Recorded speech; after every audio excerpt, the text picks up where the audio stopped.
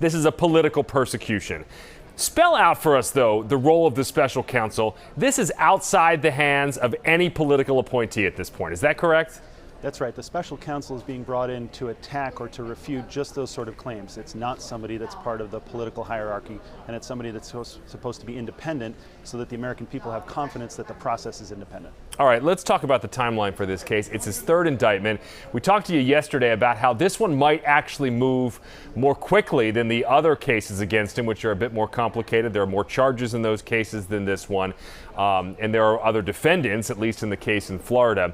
What's next for the president, the ex-president in this case? The ex-president has a very packed legal schedule over the next few months. He's facing 3 different civil cases. He's facing 3 prosecutions in 3 different jurisdictions. This one's really the centerpiece, though, because it involves conduct that took place while he was president to subvert the election. The next date here on the 28th is likely to be one where the court starts to schedule a timeline. And as you saw today in court, the defense is resisting the government's attempts to get a speedy trial scheduled because they want to drag this out as long as possible. Yeah, they want to push this to after next year's election. What's the likelihood of that happening with this judge and what we know about this judge in D.C.? Well, the right to a speedy trial isn't just a general right. It really belongs to the defendant. So if the Trump legal team resists that and says that they need more time to prepare, I think they're likely to be able to drag this out for quite a while. And their goal, of course, is going to be able to get through as long as they can through the primary schedule and hopefully even after the general election. I don't think that that's likely, but it's certainly going to be the goal that they schedule. And one more question while I have you, Greg. So a lot of this case is surrounding speech. And you heard the president's legal team, the former president's legal team, they're already arguing that this was a free speech issue. But the special counsel says free speech does not give you the right to conspire against the government of the United States.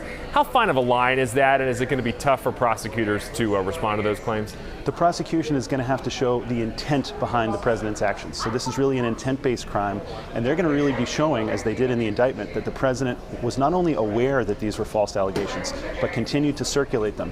One of his own campaign advisors described them as conspiratorial theories beamed down from the mothership. They're going to try to make the former president eat those words to show that he knew what he was saying was wrong, that they were lies, and he continued to circulate them, and that really is the criminal conduct. All right, News Center 5 legal analyst Greg Henning. Greg, we appreciate your time. Thanks so much. Absolutely. Great insight there. So just to recap, the former president pleaded not guilty to all charges today. The prosecution and defense have agreed to these terms of release. They include appearing in court as required, signing an appearance bond. Trump must not discuss the facts of the case with anyone he knows to be a witness unless counsel is involved. The next hearing in the case will be August 28th. Stay with